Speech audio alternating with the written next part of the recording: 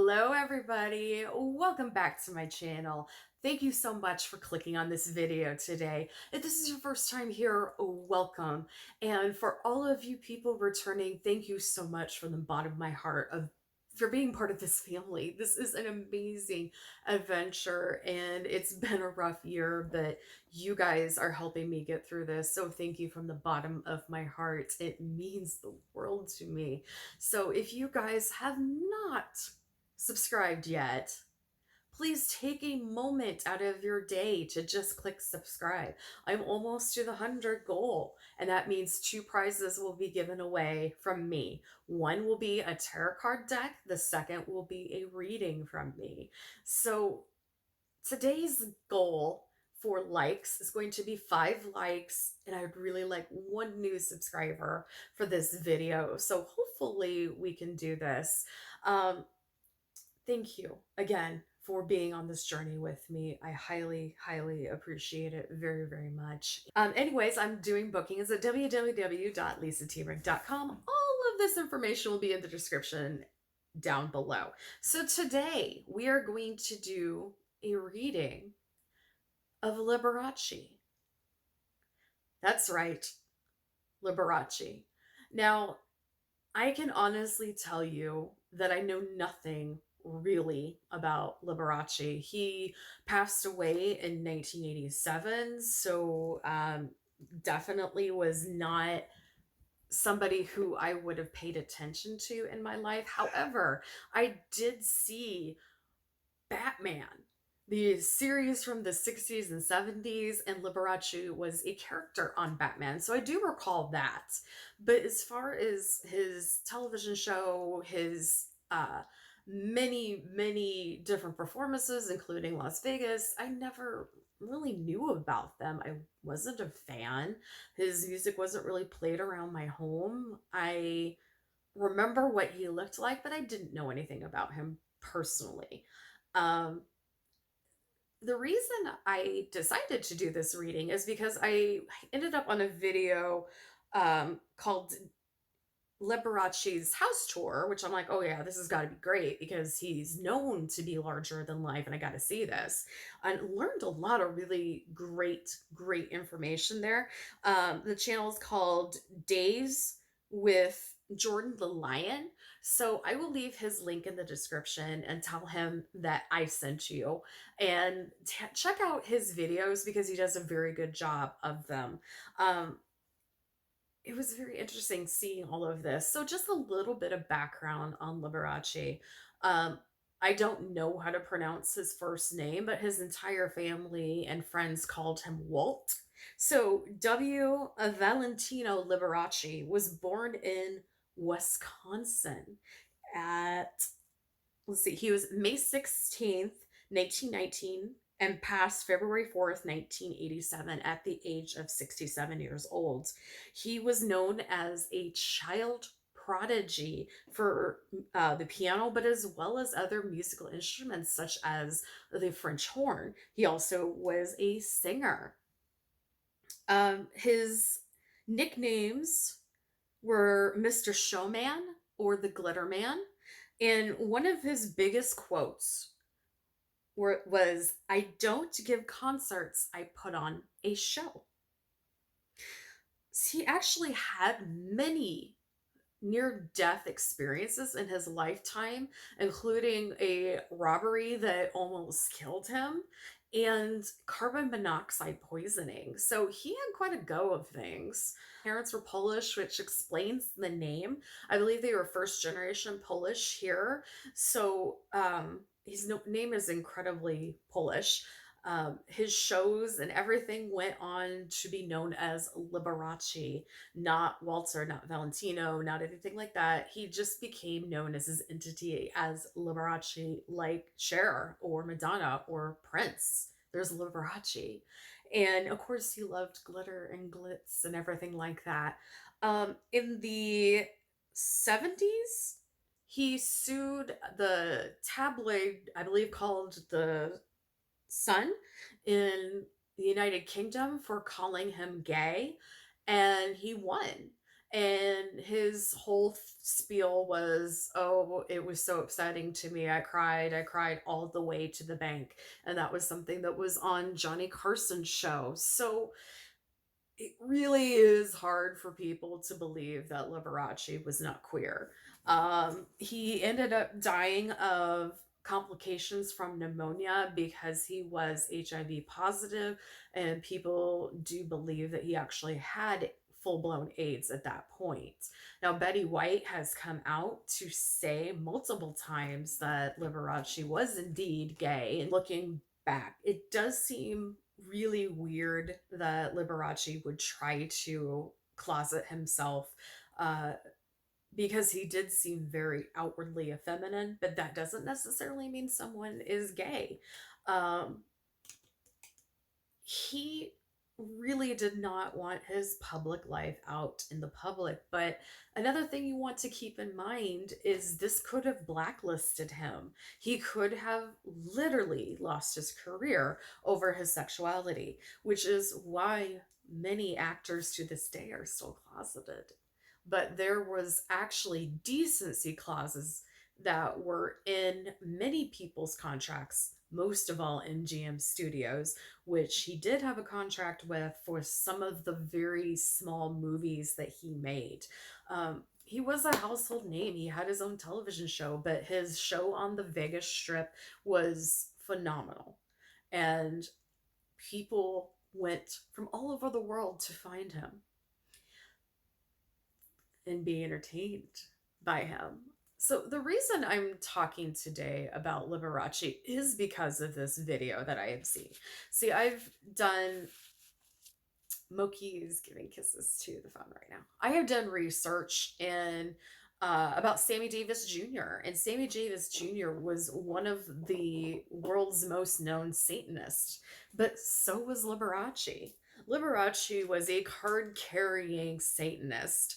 And I have absolutely no problem with anybody who is a Satanist. Most of those people are very good people. Liberace was clearly dabbling in things that he didn't understand or he understood all too well. So this is Moki right here. Moki is playing with, she's she's cuddling around. Hey Moki. It's Moki Iman. So you might see her tail. When I first saw Liberace's house, what popped out to me the most, besides the opulence, is the mirrors. So there were mirrors everywhere.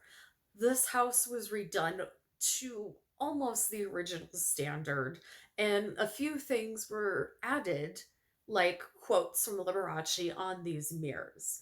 But the wonderful, amazing thing about this is the first thing I noticed was this is mirror magic.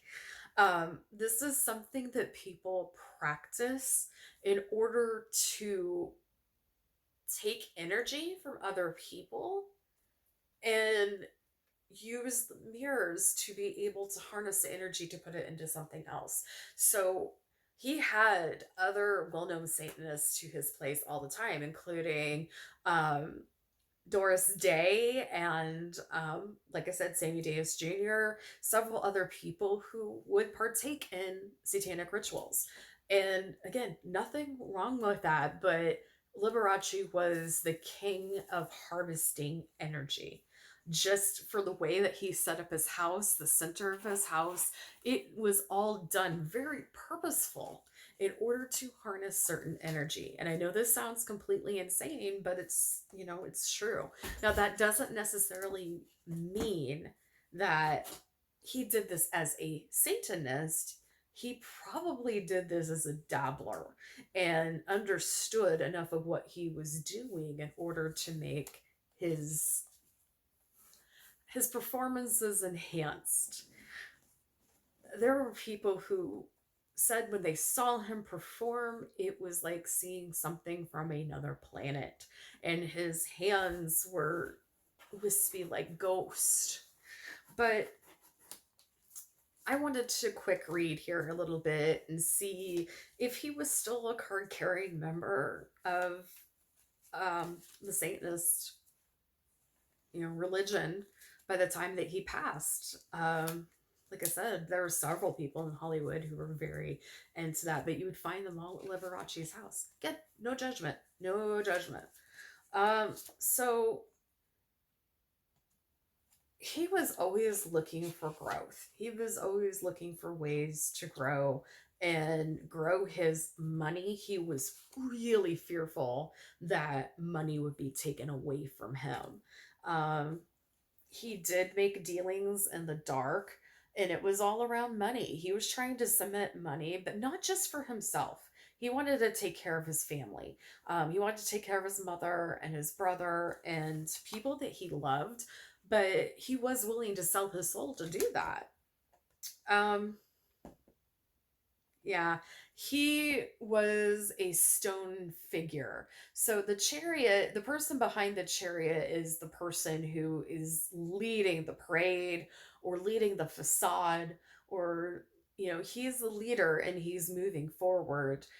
He's the one with all the glam, all the decoration, but you see there's very, very hardworking people around him, but this is also a ritualistic card.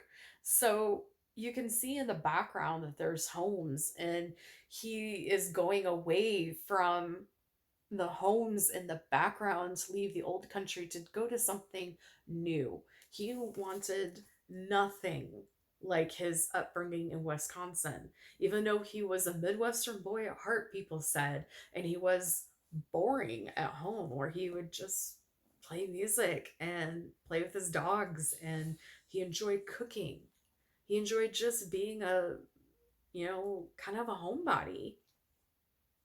He really, really, really, really did want to go back to the simple way of life, and he was going to make sure that never happened.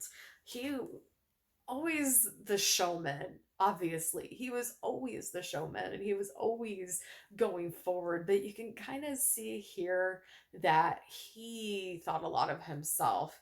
He had almost a thorns. It's almost like he had thorns around his head and thinking himself as a Jesus figure. But he would not have been the Jesus figure in this formation. He would have been the opposite. Um, he was definitely a fool. He spent money lavishly, like it was going out of style. During his second near death experience of carbon monoxide poisoning, he started really dishing out the money to friends and family, and which is great because he was sharing the wealth. I didn't necessarily hear anything about him doing charity work, but I don't know. So I'm not going to say yes or no on that at all. But he was very foolish of the finer things in life. There's nothing wrong with having fine taste, but there is something wrong when that is an obsession. And that's the only way you want to go. Um, he was very smart when it came to business and music. He really knew how to put on a show. He really knew how to get audience, but he also knew how to harness energy. He knew, and he used it brilliantly. He left everybody in the audience wanting more, more. He wanted everybody to be infatuated with him, jealous of him, obsessed with him. And it worked. Everything that he did was energy harnessing to use for different things in his life. He probably didn't balance his money that much because I believe he got into some financial trouble towards the end of his life, but he didn't know how to balance his personal life and his stage persona, which got very muddy some days, and it was extremely difficult for him. He definitely was greedy.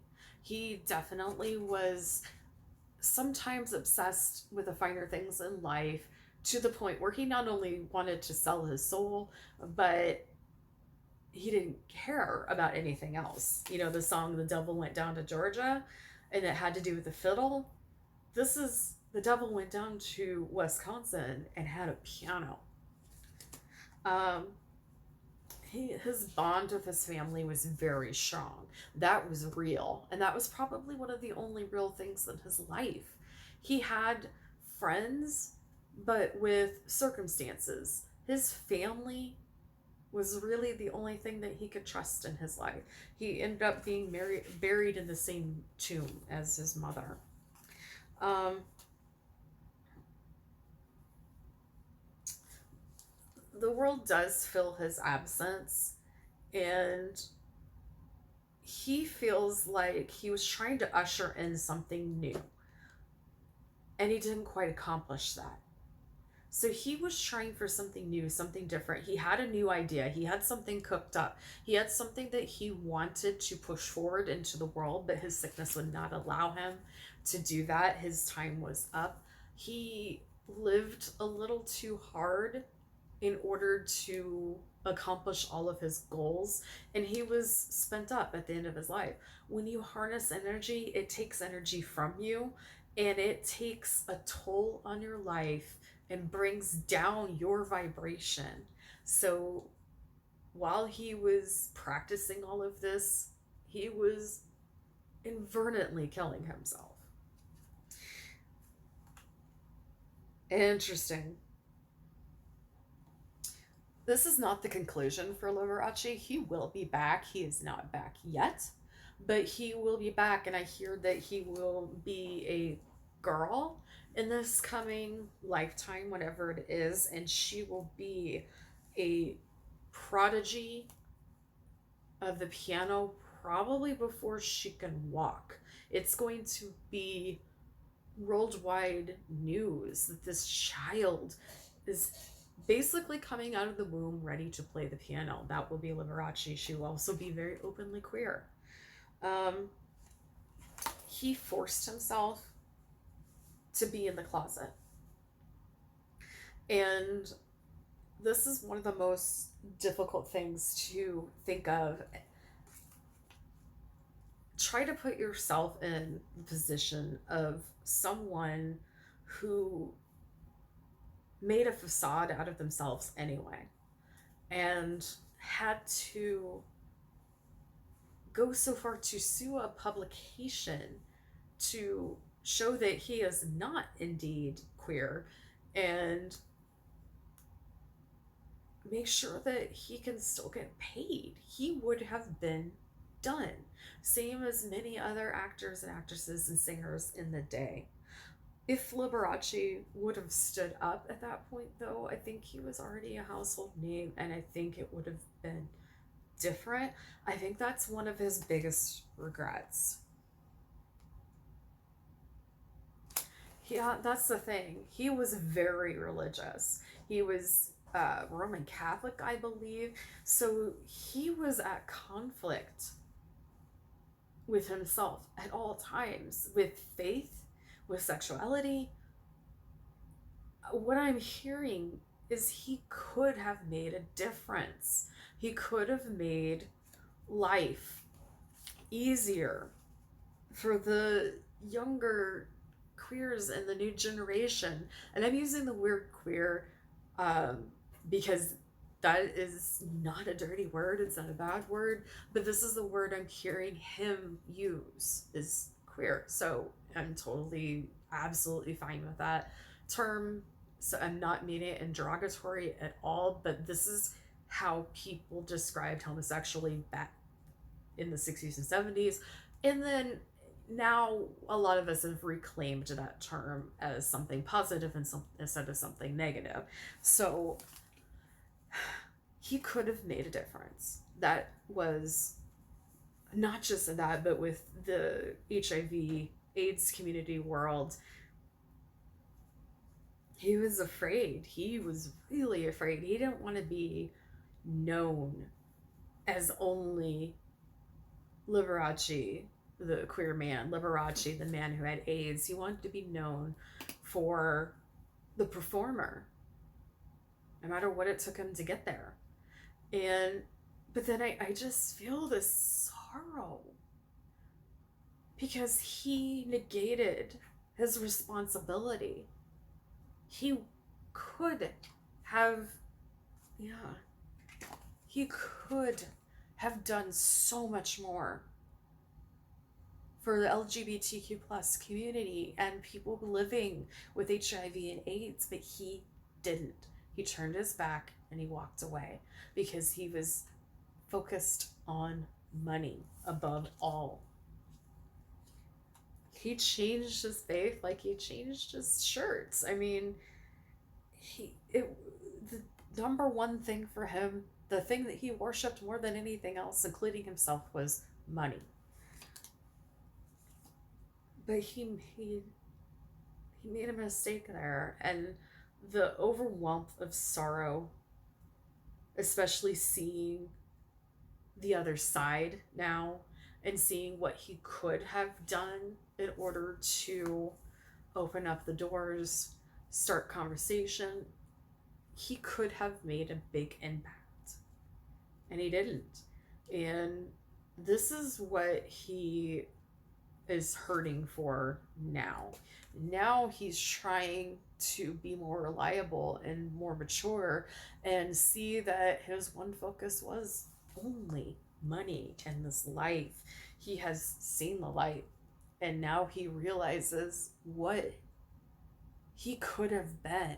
He could have been so much more. He could have been more than just a household name. He could have been iconic.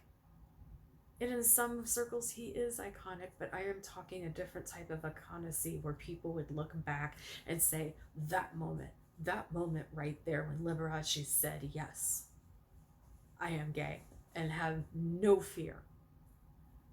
Instead of suing the publication, if that would have happened, people would be pointing to that moment and say, yes, that's the moment where I took my first breath and I realized I was okay.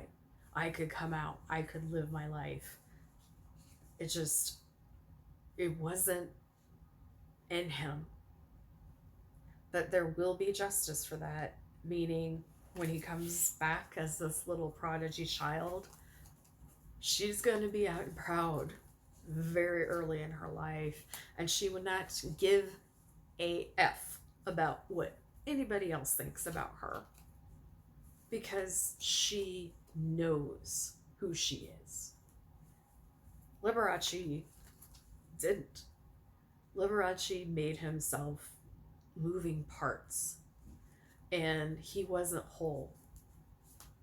He had a lot of regrets, but damn was he a showman.